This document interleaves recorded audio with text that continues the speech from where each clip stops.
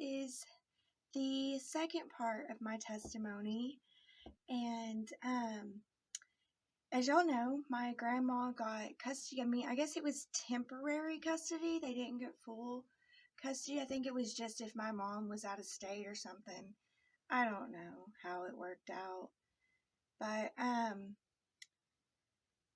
know that I was living with my grandmother. I know that my grandmother's house felt like home. That's where home felt like to me. And my first memory, my very first, well, other than my infancy memories, my very first memory was going to another house. And at this house, the lady, like, I was always confused. I didn't know. And at this time, I'm two. And the lady was fixing lunch or dinner or something. And I remember having to eat on the floor with the dogs. I don't even know if this memory is true, if it's right. I don't know. It's really strange. The only reason why I'm bringing it up, the reason why I bring it up is because whenever I was 5, I wrote about it because it was so embedded in my head. And so I remember eating on the floor with the dogs, and I felt like I was having to eat poo. I don't think it really was poo, but I think in my child mind, because I'm on the floor with the dogs, I'm thinking she's wanting me to eat poo. And I don't want to eat poo.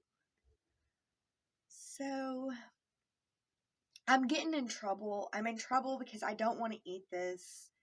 And I feel like she just takes it away and she's just like, fine, you won't eat. And there's a little girl there, and she's eating at the table, and she's okay. And then, like, I feel like it's time for naps, I guess. And we go into this bedroom, and there's 2 twin beds, like,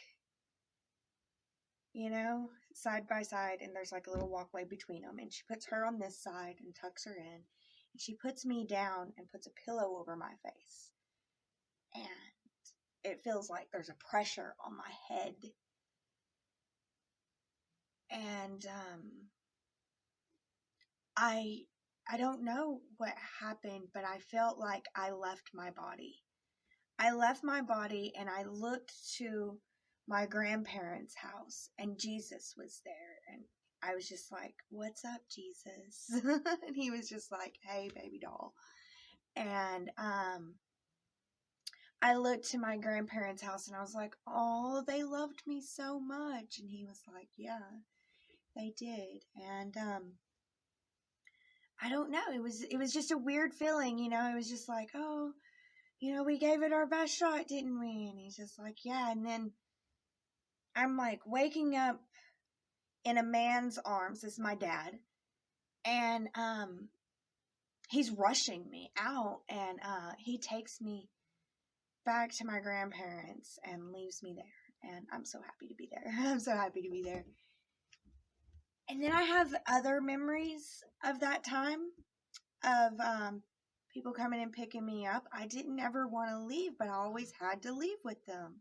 There was always someone else come in that I had to leave with. Always a different woman. And so that's why it was so confusing for me who was my mom. And it was always a different woman because my dad had different girlfriends. And that was my dad's girlfriend that did that to me. It was at one of his girlfriend's houses. And I don't know what she did. I don't know if she did do anything. I wrote about it like in kindergarten. What experience do you remember that defined you? And that's the one I wrote about. And my grandma kept it all these years and showed it to me as a adult. And it hits my heart because I do have this memory, but I don't know. It's weird. So yeah, my mom would pick me up too, and I have a memory with her. And it's a potty training memory. I peed my pants, and she's just like, you're going to have to walk around with wet pants now because you peed your pants, and that's what happens. And I remember it making me, not want to pee my pants. So, I don't know, and she had a boyfriend, so I remember him being like, yep, you're gonna have to, that's what happens when you pee your pants. But I didn't know it was my mom then. It was just another place that I was staying. It was always another place that I was staying.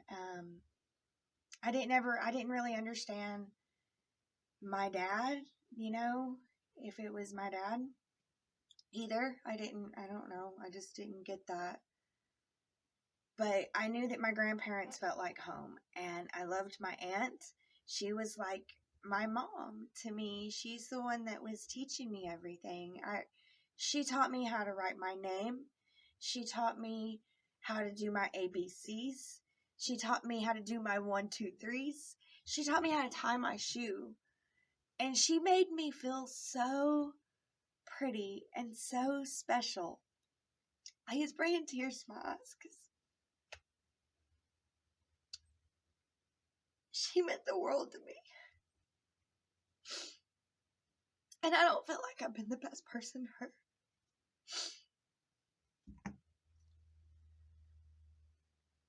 But yeah, so I remember times that, women coming to pick me up. And I remember most of the time it was my mom, but I didn't realize it was her. And I would just run to my aunt's hands. I didn't want to leave home. I got tired of leaving home.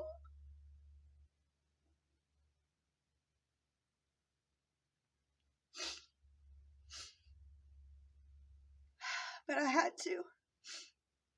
I had to go here, I had to go there. I had to go everywhere. And I'm not even 4 yet, guys.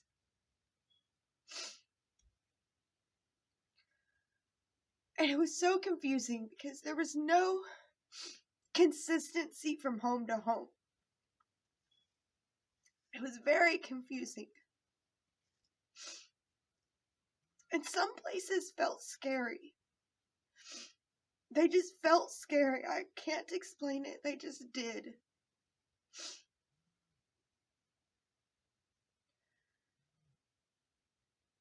But yeah. So, those are some of my earliest memories. And at home at my grandparents' house, we got a kitten. I loved this kitten. So I have a lot of memories with the kitten.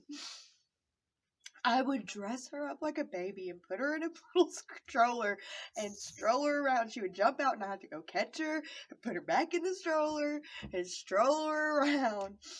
I threw this kitten parties. We would throw parties. I would have to blow up all the balloons and I would put down all the stuffed animals and throw a party for the kitten who would go hide under the bed. And I'd have to, get her out. And, yeah. And then someone would show up and I'd have to leave again and I wouldn't understand why. And I would go kicking and screaming most times. But, I guess the kid chills out eventually. I do have a memory of being with my mom and riding in the back of a bicycle.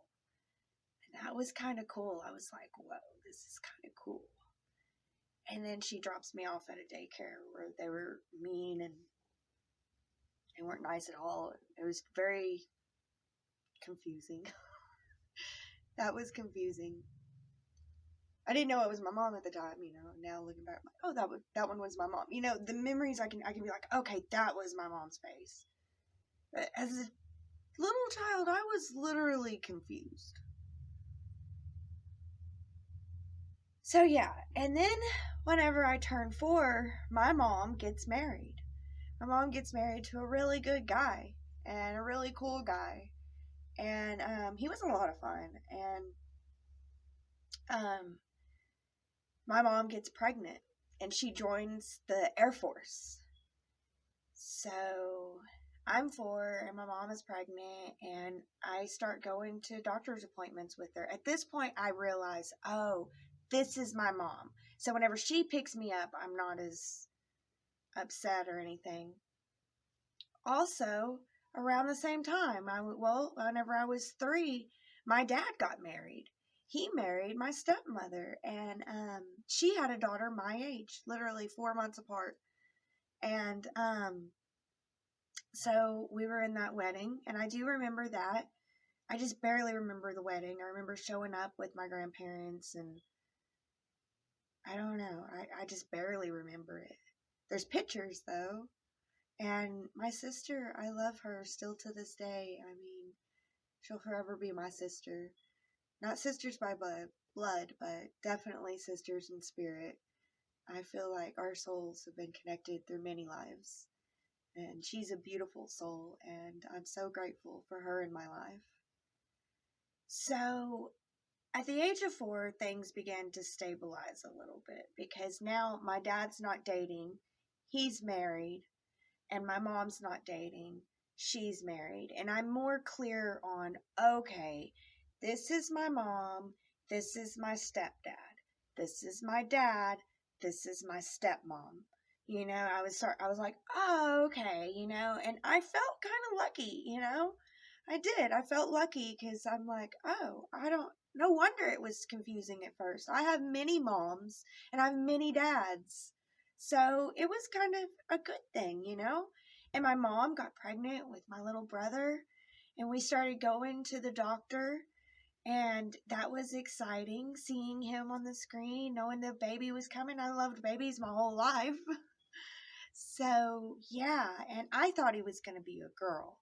At first, the doctor said, you're going to have another girl. And I was just so excited. I was going to have a baby sister. And I couldn't wait. And then in April, my mom went into labor, and they picked me up, took me to my stepdad's aunt and uncle's house, who I still love to this day. Wonderful people. And they had such a beautiful, majestic house, and she had, you know, long, beautiful hair, and yeah, she fed me fruit and lots of goodies, and they had a whole room of like Hot Wheels and stuff, so it looked really cool as a kid. You know, it's like, you're a cool kid, you know. And yeah, and I remember they picked me up, and they were like, do you want to go see your brother? And I was just like, brother? What? I know, I have a sister. I was in denial for a minute, and then I remember bringing him home, and they were talking about, or maybe this was before he was born, but I remember them talking about names, and them going through names and what they're going to name him. But I think they picked the perfect name for him. And I loved and adored my little Bubba. I would just sit there and watch him forever. And if he was like, ba, ba, ba, I was like, oh my gosh, he said, ba, ba, ba. So I loved him and adored him from the beginning. I was a little upset that he wasn't a girl. He was supposed to be a girl, but he turned out to be a boy. And I'm so grateful for that. I really am. He's been an awesome brother, an awesome little brother. I mean, there were times, you'll see, I turn against him. I become the big sister. But yeah, I love my brother. So yeah, I love my brother. And soon I was going to be starting kindergarten, and I was excited for that. And I would start kindergarten at my grandmother's house. So there it is.